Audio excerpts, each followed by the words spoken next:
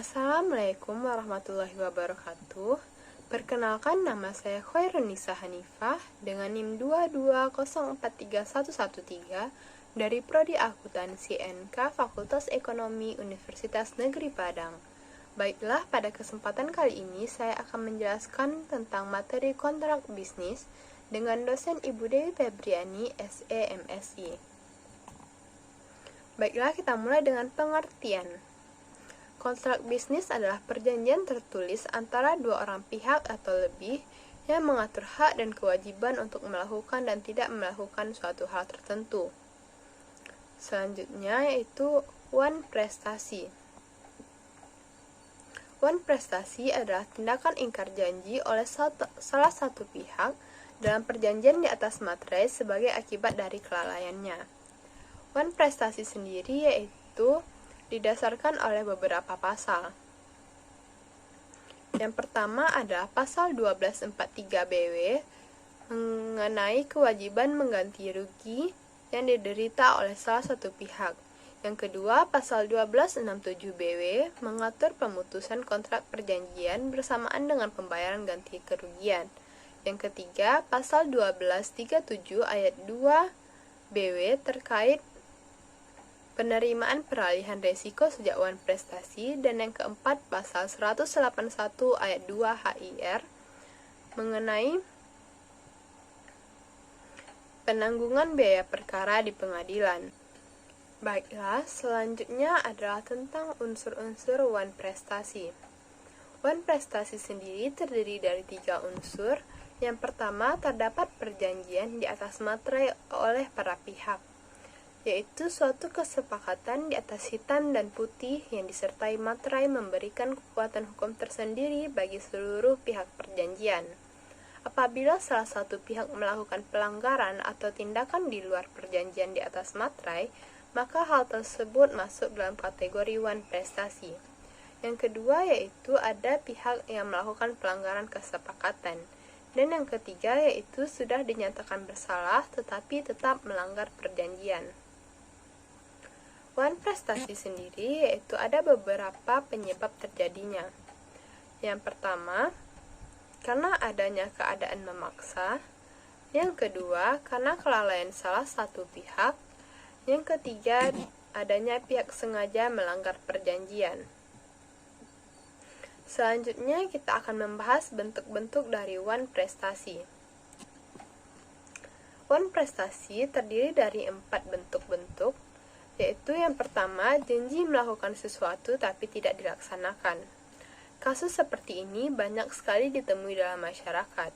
Biasanya mereka tidak melakukan ingkar janji karena tidak sanggup memenuhi kewajibannya, berubah pikiran, tidak mau mengambil resiko dan sejenisnya. Yang kedua yaitu melakukan janji tapi terlambat. Meskipun kewajiban terpenuhi, namun hal ini juga merugikan salah satu pihak atas keterlambatan pemenuhan perjanjian. Yang ketiga yaitu melakukan janji tapi tidak sesuai kesepakatan. Hal tersebut juga bisa merugikan salah satu pihak, pemenuhan kewajiban tidak sesuai dengan porsinya. Dalam hal ini, contohnya adalah saat kreditur membayar kewajiban hutangnya tapi besaran nominalnya tidak sesuai dengan jumlah hutangnya. Maka pihak debitur merasa dirugikan karena uang yang dipinjamkan tidak kembali sesuai dengan besaran di awal. Yang keempat adalah melakukan sesuatu yang dilarang dalam perjanjian. Contoh kasus ini adalah pelanggaran perjanjian sewa rumah. Penyewa rumah berani menjadikan rumah tersebut sebagai markas kriminalitas. Hal tersebut telah dilarang oleh pemilik rumah dan tertuang dalam kesepakatan. Selanjutnya yaitu cara-cara mengajukan gugatan wan prestasi. Dalam wan prestasi terdapat 6 cara.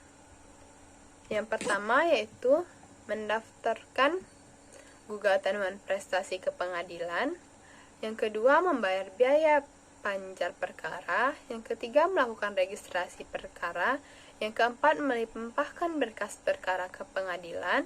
Yang kelima, menunggu penetapan majelis sidang. Dan yang keenam, mengikuti proses sidang dengan baik. Yang pertama, Mendaftarkan gugatan wan prestasi ke pengadilan. Berdasarkan pasal wan prestasi 118 ayat 1 HIR menjelaskan bahwa penggugat harus memilih pengadilan negeri yang tingkatannya sesuai dengan kapasitas gugatan tersebut. Yang kedua yaitu membayar biaya panjar perkara.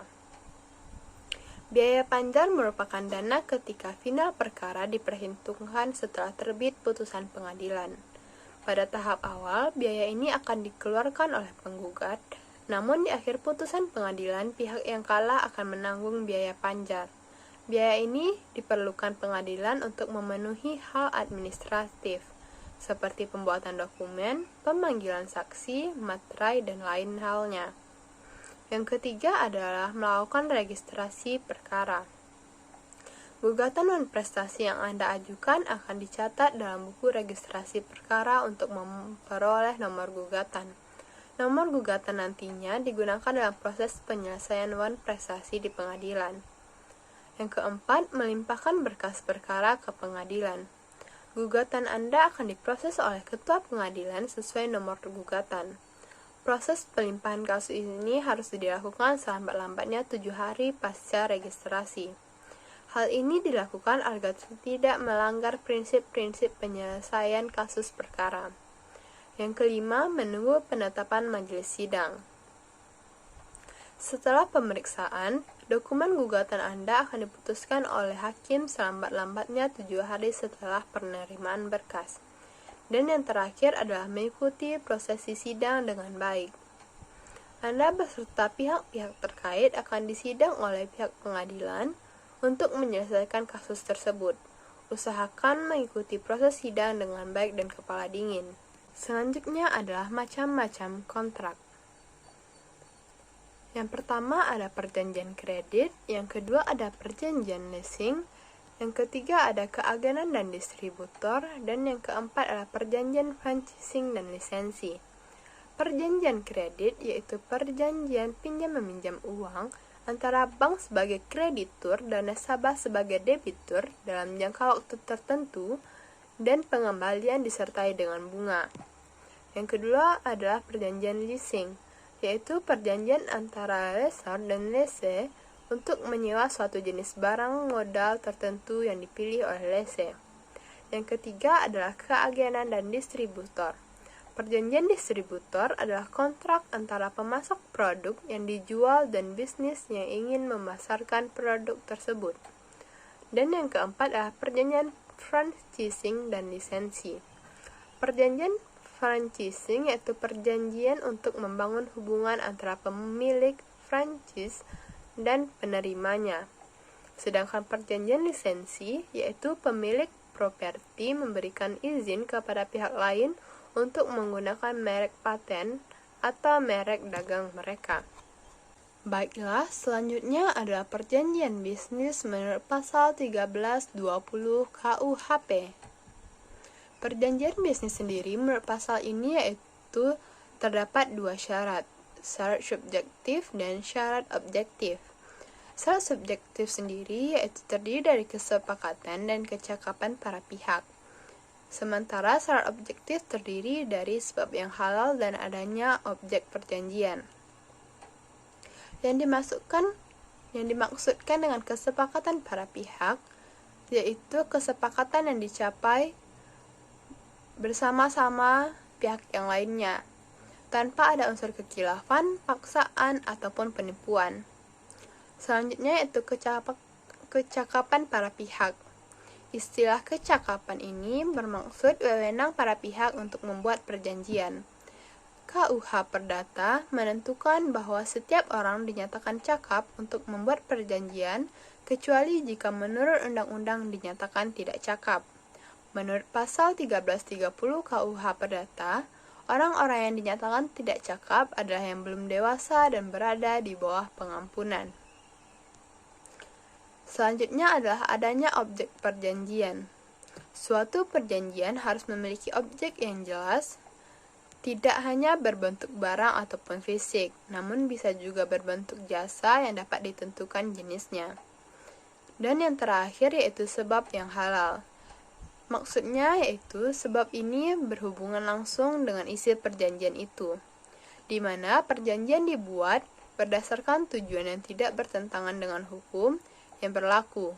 Perjanjian yang dibuat berdasarkan sebab yang tidak wajar atau dilarang membuat perjanjian itu tidak sah.